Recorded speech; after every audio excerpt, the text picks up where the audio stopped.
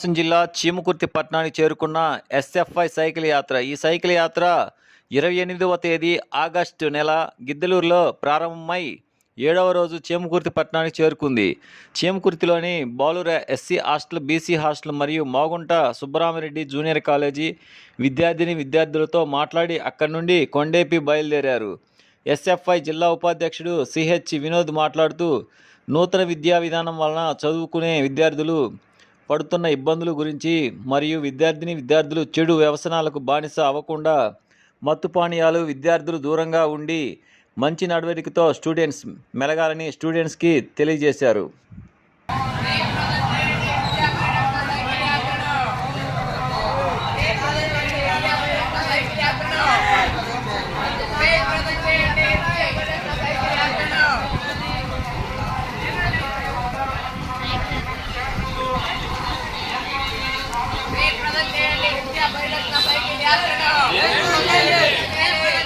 Ini yatta.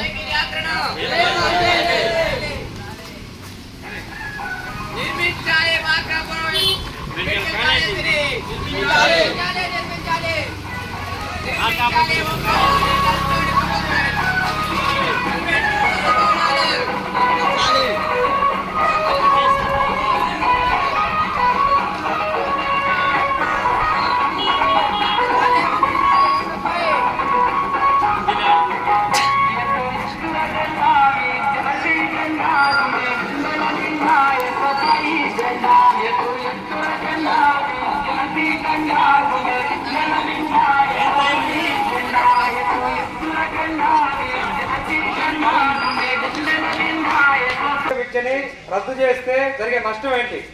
High స్కూల్లో కలుపుతా ఉన్నారు, ఓకే మంచిది. హై స్కూల్లో కలిపి. నా పేరు వీరస్వామి, ఎస్ఎఫ్ఐ ప్రకాశం జిల్లా కార్యదర్శి. ఆగస్టు 28 నుంచి సెప్టెంబర్ 4 వరకు జరుగుతున్న ఎస్ఎఫ్ఐ ఆధ్వర్యంలో జరుగుతున్న విద్యా పరిరక్షణ సైకిల్ యాత్ర నేడు చీమకుర్తి చేరుకుంది. ప్రధానంగా ఈ యాత్రకు ఉద్దేశించి ప్రధాన డిమాండ్స్ ఏమంటే,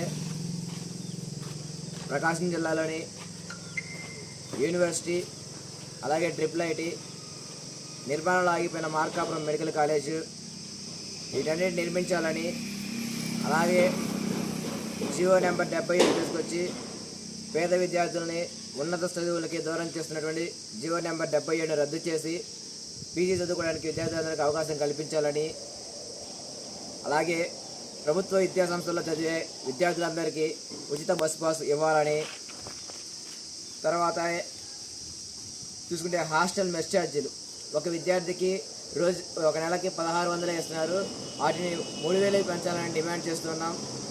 అలాగే ఈ యాత్ర సందర్భంగా మేము గమనించిన సమస్యలు, అనేక చోట్ల ప్రాథమిక స్కూళ్ళను మూసేస్తున్నారు. ప్రాథమిక స్కూళ్ళను మూసేయడానికి వీలు లేదని, ఆ స్కూళ్ళని ఆపాలని, ఆ స్కూళ్ళని నిలబెట్టి పేద విద్యార్థులు చదువుకోవడం ఉపయోగించాలని ప్రభుత్వాన్ని డిమాండ్ చేస్తూ ఈ యాత్రని కొనసాగిస్తూ ఉన్నాము. ఈ యాత్రకి అనేక సందర్భాల్లో విద్యార్థి శ్రేయోభిలాషులు, మేధావులందరూ మా యాత్రకి మద్దతు తెలియజేస్తూ ఉన్నారు. అలాగే చీమకుర్తిలో కూడా తెలియజేస్తూ ఉన్నారు.